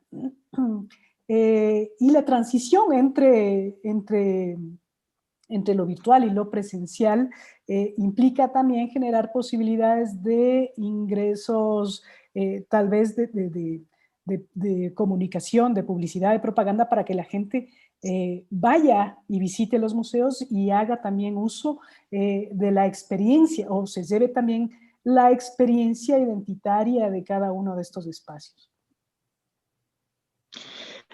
Ivete, até continuando um pouco com algo que a Cici acabou de dizer, eu julgo que a melhor campanha de marketing será sempre feita pelo visitante do museu.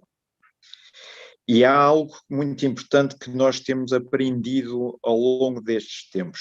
Nós, neste momento, temos nas nossas mãos uma arma de posse, de tempo e de conhecimento, que se chama telemóvel. E o telemóvel vai ter que ser exatamente o mediador do virtual com a realidade. E nós museus, temos que ganhar esta batalha com esta ferramenta ou com esta arma que é o telemóvel. As relações de sucesso não são apenas entre instituições. As relações de sucesso vão ter que ser entre as coleções. E quando um visitante entra no nosso museu, nós temos que ser os pastores, os faróis para que aquele visitante encontre outras coleções que ele procura e que dessa forma ele vá visitar e possa partilhar. Eu julgo que, e ainda ao encontro com muito do Lauro e da que a Cici disseram, nós vivemos esta realidade, não podemos descurá-la, temos que, como eu vos disse, saber aprender, mas ela vai ter que ser passada por alguém que nos visite. E temos que saber, entre todos, pôr as coleções a relacionarem-se entre todos. Eu dou-vos um exemplo muito concreto. O Museu da Farmácia é muito eclético quanto à história do mundo, com todas as virtualidades, que é mostrar que todas as culturas e todas as civilizações fazem parte do sucesso da cura. Um visitante que conheça, que se apaixone por uma peça do Museu da Farmácia, deve ser exatamente o mesmo visitante, e temos que saber encaminhá-lo para um visitante no Peru, no Brasil ou no Chile. Porque estas relações de peças, de coleções, de temas e, sobretudo, de histórias, vão ser o nosso sucesso. Não é tanto a nossa capacidade de atuar apenas no virtual, porque há uma realidade da sustentabilidade dos museus, que é a presença. Porque ainda hoje é difícil nós pagarmos a virtualidade. Nós queremos que o que é virtual seja oferecido. Por vezes, não são sim tantas as pessoas que querem subscrições pagas dos jornais. Nós estamos com o mesmo problema dos jornais, entre o virtual e o físico. Portanto, a nossa chave é exatamente as relações que nós vamos criar entre as coleções para que haja uma visita, sobretudo presencial, não só apenas do museu, mas também pela sociedade que nos rodeia aos museus. Não podemos esquecer da sustentabilidade dos restaurantes, das lojas, dos cafés e de tudo o mais que está à volta do que é o museu. E esse é um lado forte que nós temos que saber atrair todos estes setores da economia que vivem também do presencial para esta batalha, que é voltar a ganhar o presencial e que o museu seja não só um farol do conhecimento, mas sim também um farol da sustentabilidade de vários setores que estão à volta dos museus, mas que ganham exatamente pelo lado presencial. Eu não estou contra, e peço desculpa se pode passar, contra o virtual, de longe. Mas nós temos que pensar exatamente nas pessoas que vivem nos museus e que estão à volta dos museus, exatamente numa relação intensa, apaixonada entre o físico e a pessoa e a história.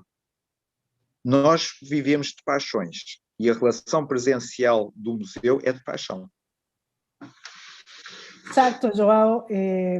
Tú has dicho cosas que nos dejan a pensar mucho, ¿no? Es como que hemos estado pendientes constantemente de nuestros públicos, nuestras audiencias, alimentar información, pero hemos dejado un poco de lado aquellas personas que forman parte de una cadena de valor que tiene que ver con el trabajo museal, que tiene que ver con esta cadena de producción de trabajo que está alrededor de los espacios museales. Tiendas, cafeterías, productores de Restaurantes. artesanías, restaurantes, hoteles, todo lo que respecta al turismo y la dinámica de la ciudad. Es decir, que la tecnología debería trabajar para nosotros, más no nosotros trabajar para la tecnología y empezar a pensar esas dinámicas. María del Carmen Soto nos pregunta y nos dice, Joao, es importante saber a través de encuestas lo que nuestros públicos desean ver en nuestros museos y hacerlos más participativos para poderlos captar y atraerlos. Justamente el reto está en eso, ¿no? En que el museo debe llamar la atención de formas virtuales para que nuestros públicos accedan presencialmente a nuestros museos. ¿Cómo ves tú esa fórmula? Muito simples, se eu entendi bem a pergunta. É saber jogar com o sentido de posse.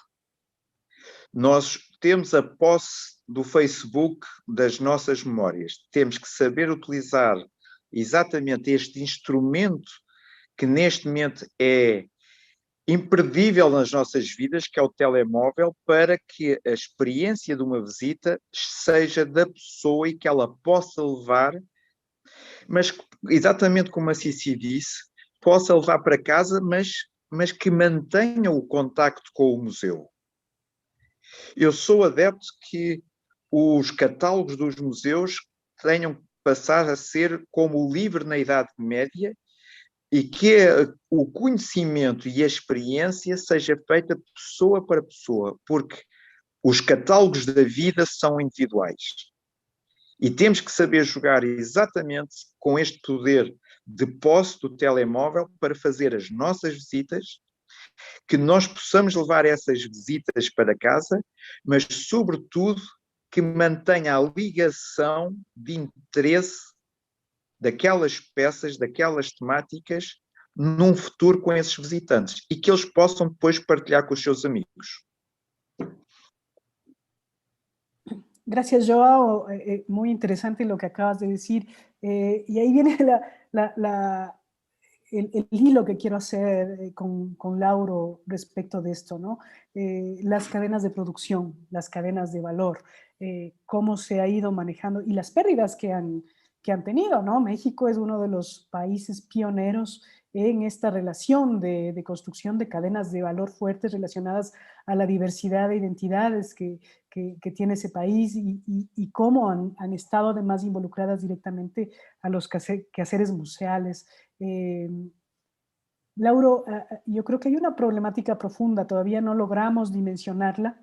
Creo yo que hará falta un tiempo más para poder entender cuál ha sido el impacto, y es un impacto muy fuerte y muy complejo el que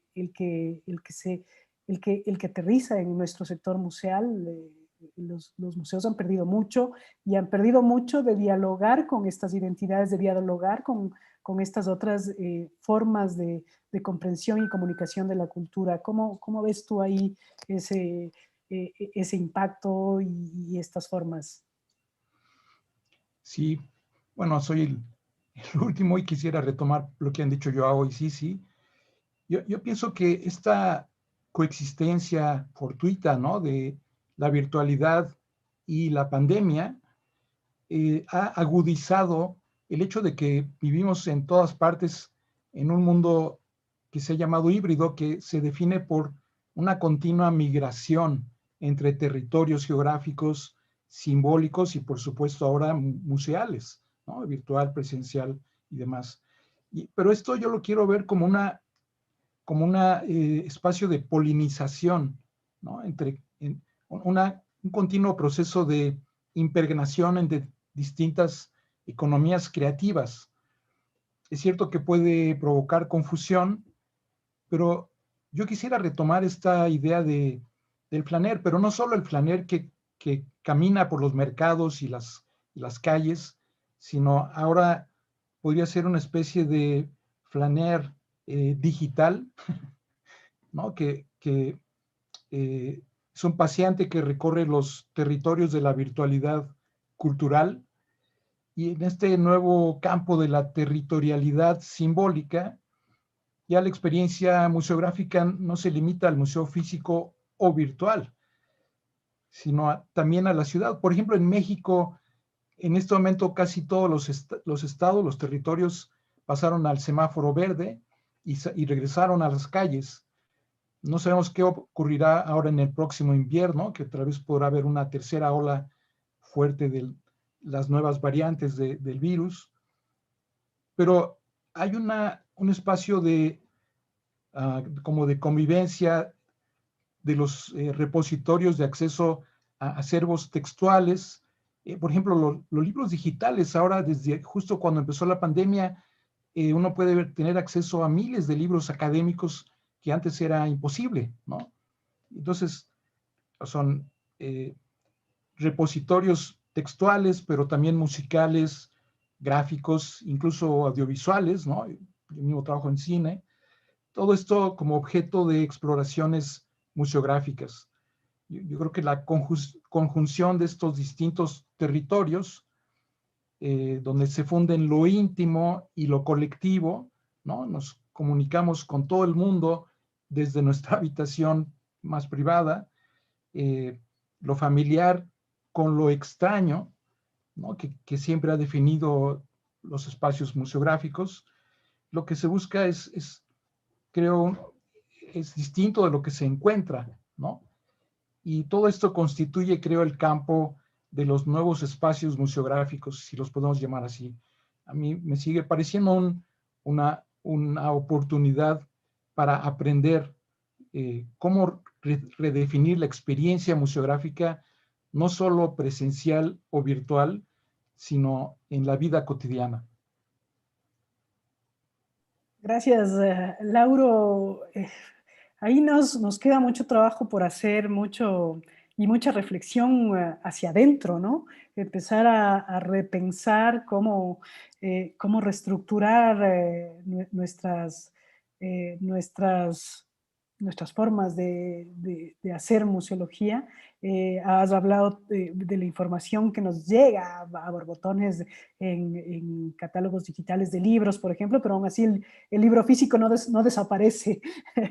Yo he dicho, hay una diferencia con los periódicos, porque los periódicos ya están casi en su mayoría digitales, pero el libro no desaparece.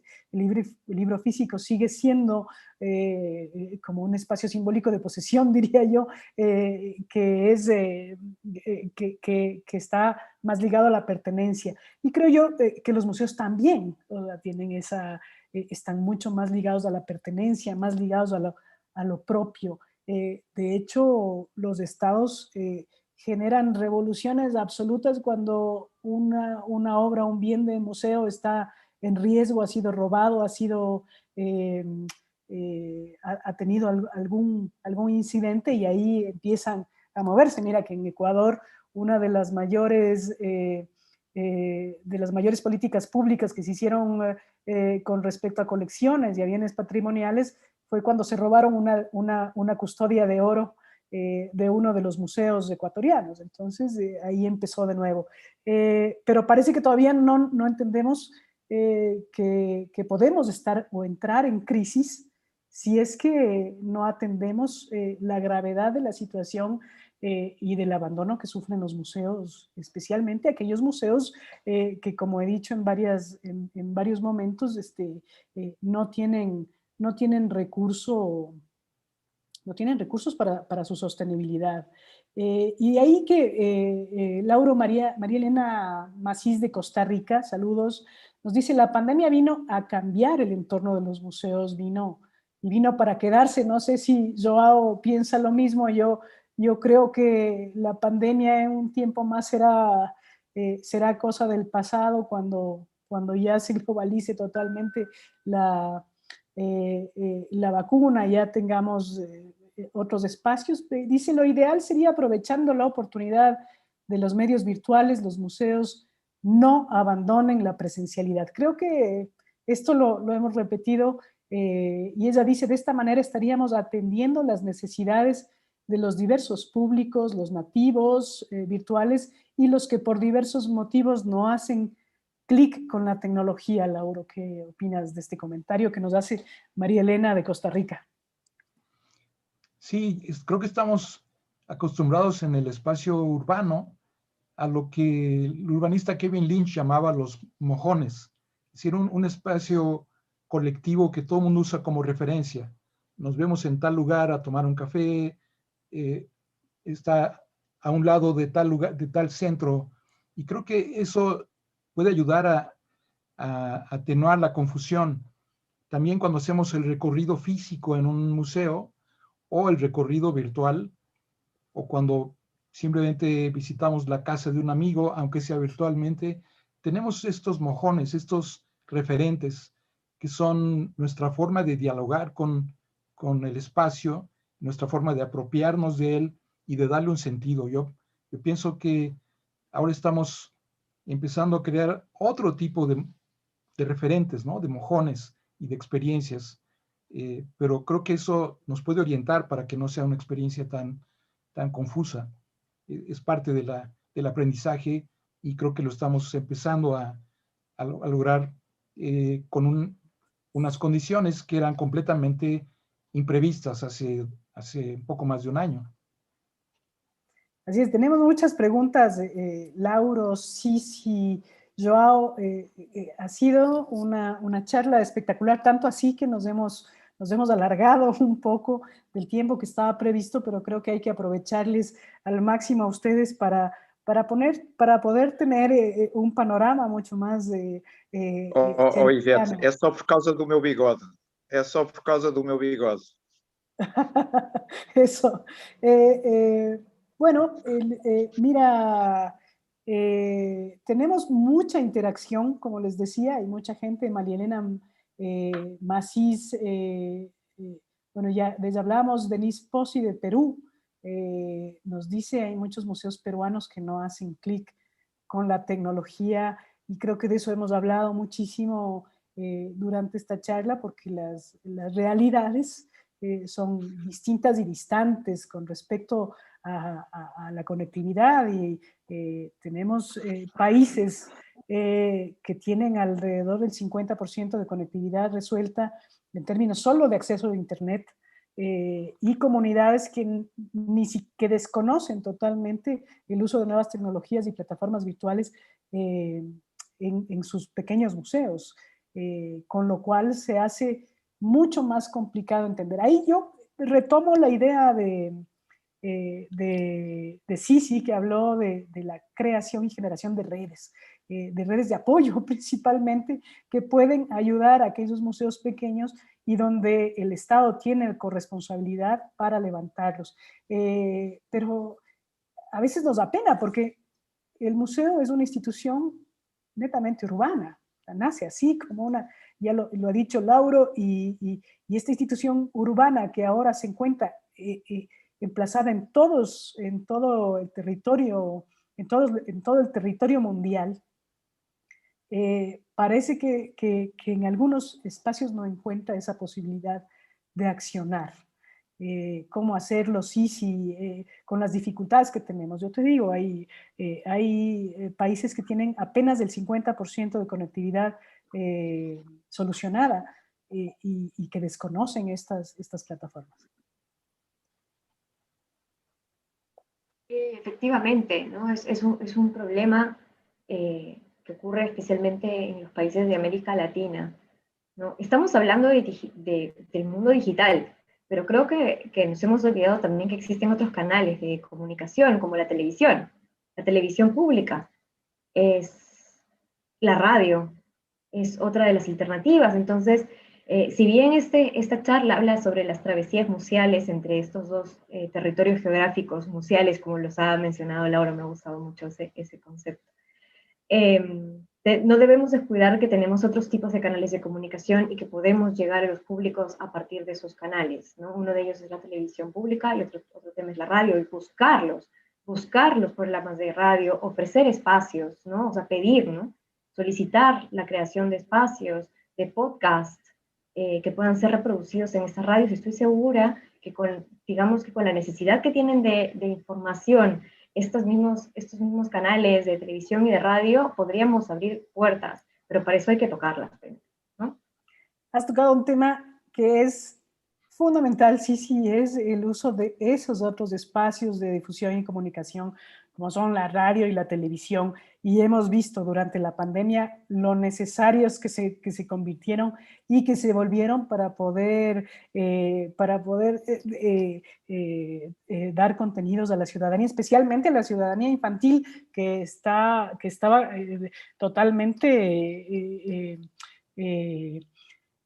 complicada con respecto al encierro, al confinamiento y al tener que experimentar nuevas formas de educación virtual. La radio es potentísima y la radio llega a todos los rincones, entonces tratar a los museos de integrar también contenidos en la radio, que sería cosa fundamental, y qué importantes son los medios públicos para poder expandir la información que tienen los espacios y los repositorios culturales con respecto a eso. Gracias, sí, por esa reflexión que a mí me parece muy importante, el tema de radio y televisión, y ahí vemos, ya empezamos a entender una comunidad de comunicación mucho más compleja, mucho más completa y mucho más dinámica.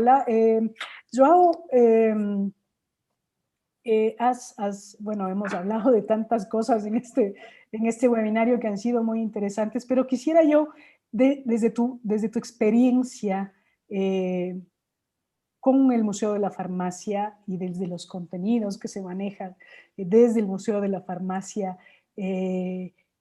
había una de nuestras oyentes que nos decía: la pandemia vino para quedarse.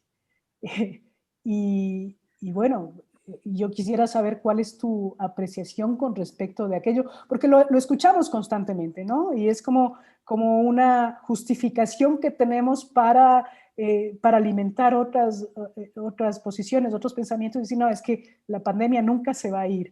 Pero tú tienes ahí una experiencia con respecto a los contenidos de tu museo y me gustaría escucharlas. A pandemia vai acabar. Isso é algo que nós temos a certeza. Geralmente será 2 anos e meio, se calhar 3, mas a pandemia vai acabar. Agora, o que nós fizemos, uma das primeiras ações do museu foi imediatamente trazer a pandemia para dentro da história do museu. Portanto, o Museu da Farmácia é, neste momento, talvez o museu com o maior número de peças relacionadas com a pandemia. Quero-vos dizer, hoje, de manhã, a Embaixada da Rússia ofereceu ao museu as vacinas da Sputnik. Nós somos um museu que hoje passámos a ter a primeira vacina anunciada em todo o mundo. E isto é importante também não pelo presente, porque o presente estamos a tentar ganhar, mas sobretudo para ganhar o futuro. E esta pandemia tem uma história e imediatamente trouxemos para o museu. E o outro lado também muito interessante que nós fizemos, mas foi fazer streaming, foi fazer visitas virtuais que souberam criar uma coesão territorial. Algo que eu há pouco não disse, e indo ao encontro da Cici e do Lauro, é que estas tecnologias vão democratizar também o acesso ao património e ao conhecimento. E vão democratizar neste sentido. É que estes testemunhos, aquilo que nós hoje estamos a fazer, vai ficar para a história durante muito tempo. E esta realização virtual vai permitir, e está a permitir, não apenas um acesso direto, que neste momento não é isso que me preocupa, mas sim a capacidade de nós deixarmos algo que seja utilizável mais tarde.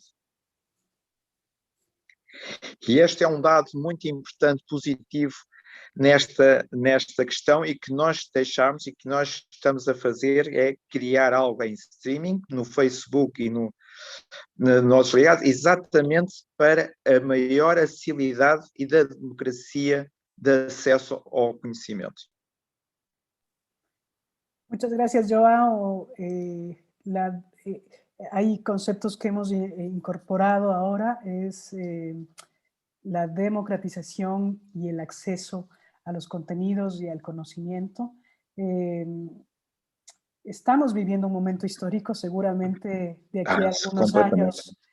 a algunos años tendremos la oportunidad de volvernos a juntar y de repensar y de decir, mira, estuvimos justamente en este momento histórico tan complejo y reflexionando en torno a lo que hacen los museos. Quiero agradecer mucho a quienes nos han acompañado en esta jornada de diálogo.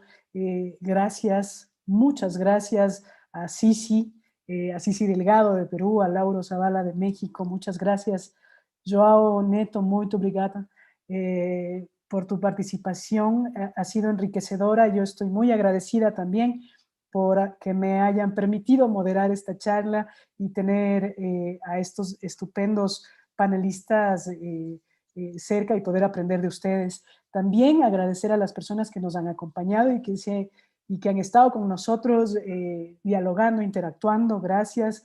Y gracias muchas al programa Ibermuseos. Creo que ha sido una jornada intensa, interesante, y pues despedirnos sin antes mencionar que este webinario estará disponible para todos ustedes a través de YouTube para que lo puedan compartir, lo puedan revisar nuevamente, analizar, y pues ojalá que sigan estas iniciativas y podamos seguir conversando. De mi parte ha sido un gusto agradecer a Gerardo Ramos, a Mónica Barcelos, a Vanessa Brito y a Emilia León, que han estado acompañándonos también en la producción de este evento. Y un gran abrazo a todas y todos ustedes. Que los museos se abran y que los museos sigan siendo espacios de reflexión y diálogo crítico por muchos años más. Grande beijo e grande abraço a todos vocês que fazem muito pelos museus. A vida da civilização passa pelo vosso trabalho, e isso agradeço muito todo o trabalho de todos os colegas em todo o mundo, daquilo que eles fazem todos os dias pelo conhecimento e pelas pessoas. Obrigado a todos. Muchas gracias.